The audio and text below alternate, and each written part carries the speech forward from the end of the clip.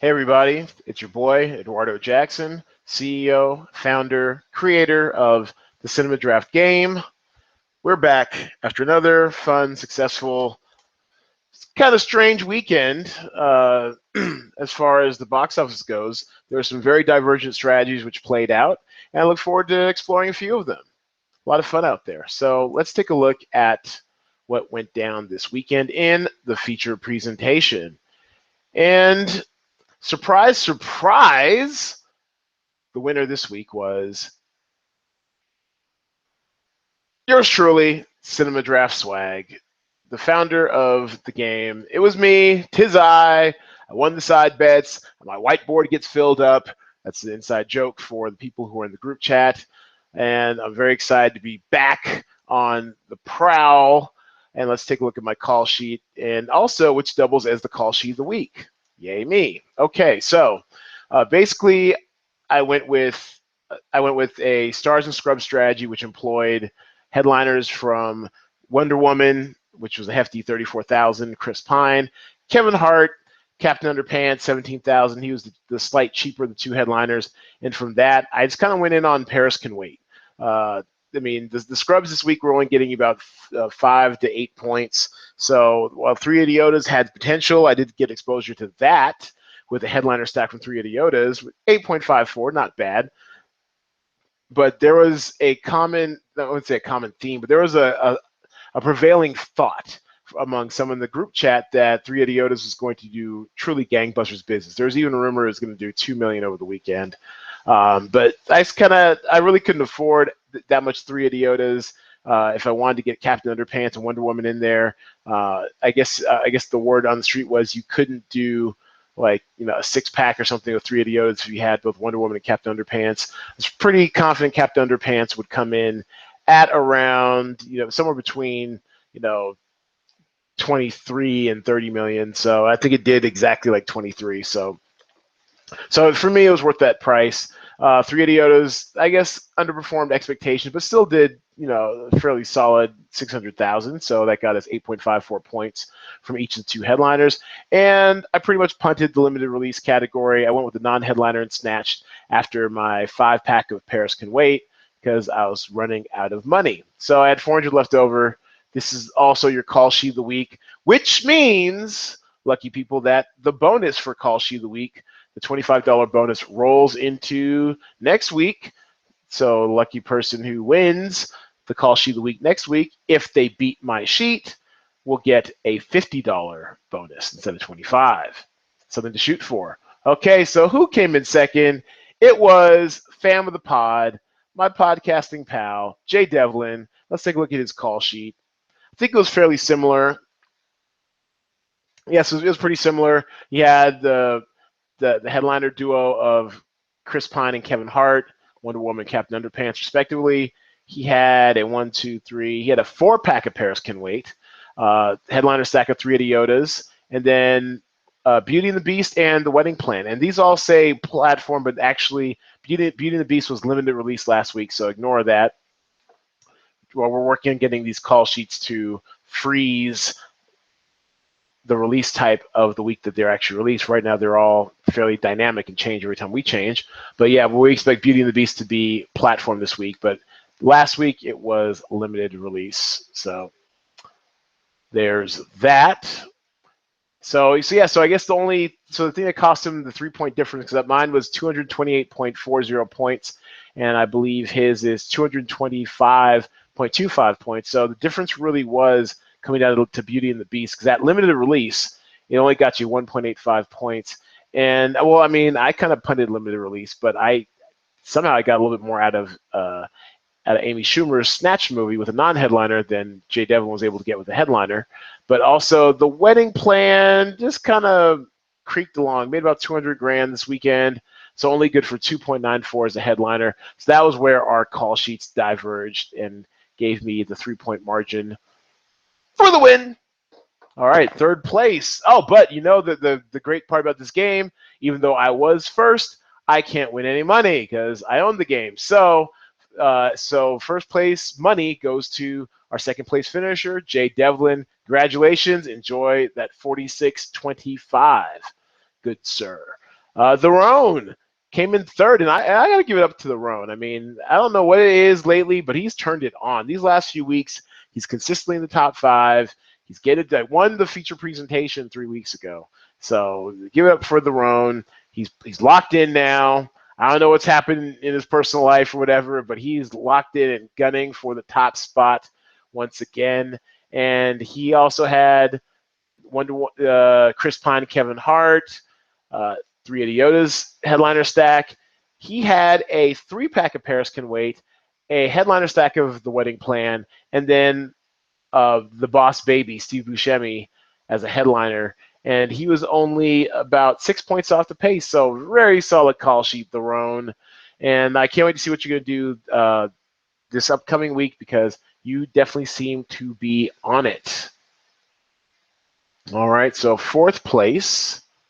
Excellent. He's another late charger. I mean, he's been playing for a minute, but he's been really good, really of late. I believe he actually took down the $20 gaffer for $10. So well done. And he had the distinction of, I guess he had distinction of what we call a max cash. He cashed in all 5 of our contests. So well done there. Excellent.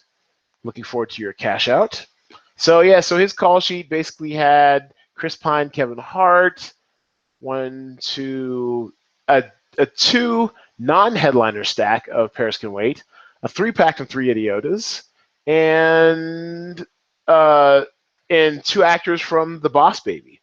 And he was which was good for 221.62, just under 7 points off the pace. All right, and rounding out the top 5 would be Bethany Volante, and she also had herself a week, cashing in 4 out of the 5 contests.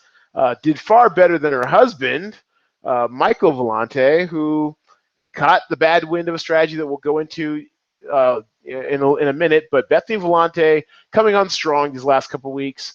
Congratulations on your 5th place finish, and her call sheet had Kevin Hart, Chris Pine, 1, 2, 3. She had 3 Idiotas. She had 3 Idiotas. She had 3 of the 3 Idiotas. She had a headliner and a non-headliner from Paris Can Wait, and a non-headliner from The Boss Baby. And God of War is what tripped her up. God of War actually did pretty damn bad. It only scratched its way to, let's see, I love this wrong weekend. It actually scratched its way to something ridiculous like 23,000, something just bonkers bad, bonkers low. God of War, there it is, 23,912. So that by default gets you a min score of 1.0, 1.40 if she had a headliner, and she did not. But wouldn't have made a difference. She used up all her salary, wouldn't have made a difference because did nothing at the box office. Might have been a salary play as well.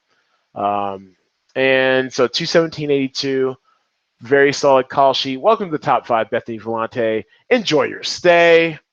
And so let's take a look at an off the beaten path call sheet. Oh, look, Kiana. She was great. She was on our podcast a few weeks ago.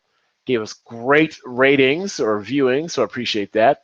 But let's take a look at Michael Volante because he had a similar strategy to ring balls. And let's just pour a little liquor out just for a second. Let's show our deference to the streak that was. It was a record-setting, I believe it was a 15-week, 14-week streak of cashes by Ring Balls 22. We're talking, I guess nearly about 3.5 months of straight cash homie going to the homie Ring Balls 22 every week, hitting that cash out button. That's what Cinema Draft's all about. Free to play, and you can win money based off your box office knowledge. So Michael Volante's strategy was similar to Ring Balls. He went damn near all in. He went 7. He did a 7-pack of Three Idiotas, Wonder Woman headliner, and then headliners from Diary of a Wimpy Kid, and also a non-headliner, Joan Cusack from Snatched. And it didn't do what he thought it would do for him. but the problem was Diary of a Wimpy Kid was still in wide release. This show's limited, but it was still a wide release this weekend. And that was a perfect example of a movie being too wide for its own good. It's only on 2088 screen, so it was barely a wide release, and that definitely hurt it for us in the game.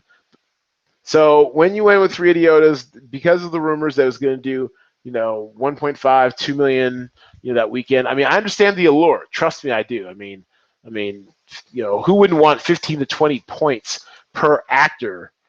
Looking at 28 points from a headliner from Three Idiotas. I mean, it's sexy, and also the whole population density, population proximity, whole thing that Jay Devil and I have been talking about with these foreign-focused films. All that stuff comes into play.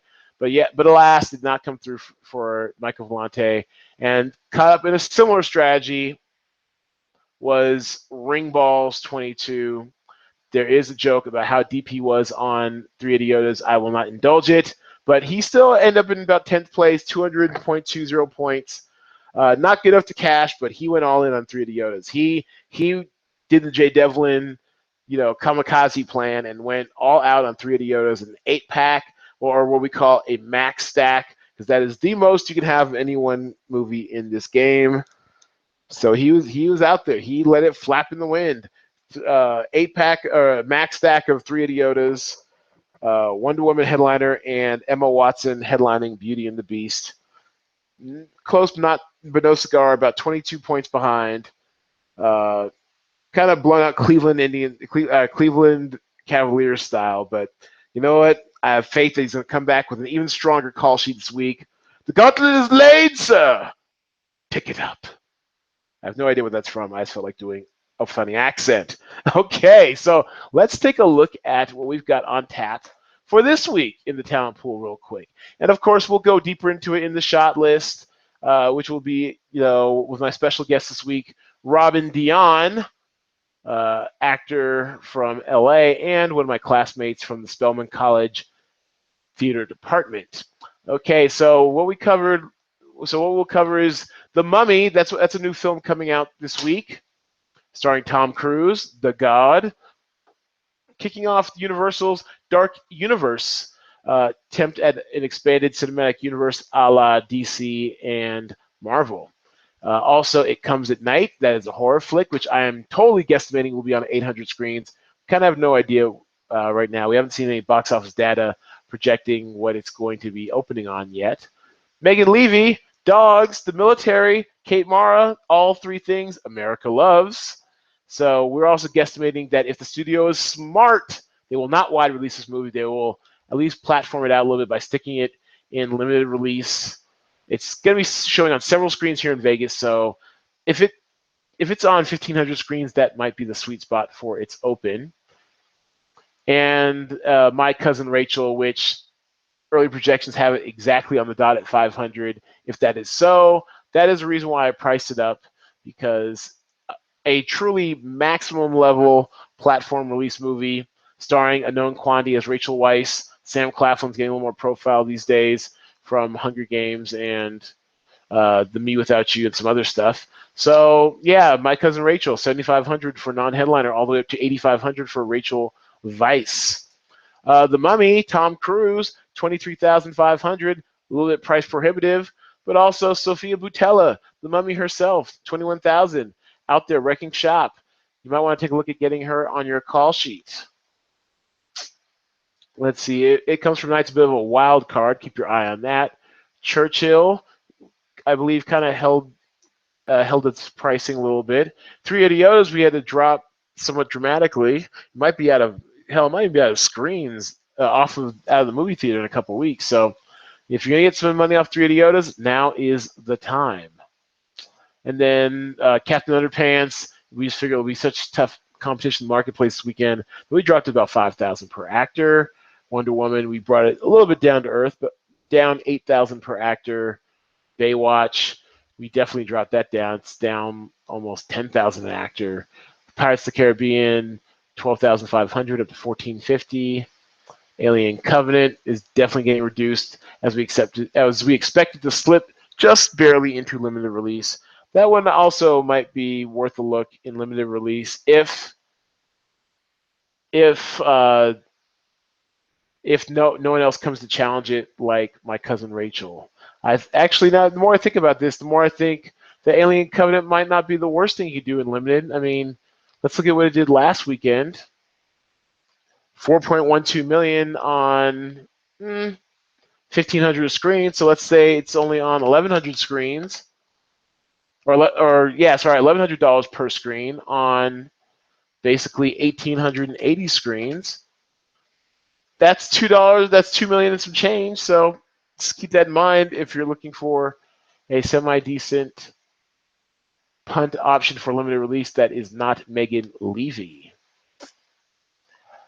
What else is interesting in here? Not very much. The Totally Avoid Snatch has run its course. Wedding Plan, I can't call it. I don't think it's going to grow significantly. I think it's actually going to retrench. That's why I have it down 23 screens on estimate.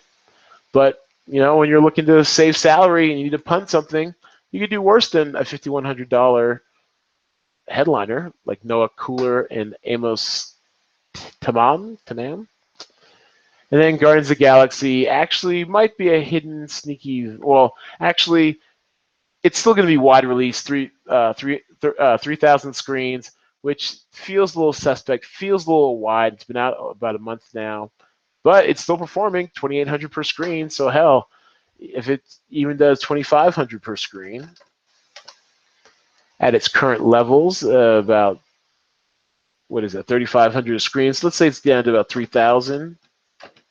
Damn, that's still 7.5 points, 7.5 million. So keep your eye on that one. I was starting to write it off, but you might want to keep your eye on that one.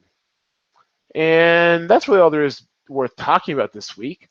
Thank you all for listening and watching and getting the lowdown from this week's previous action.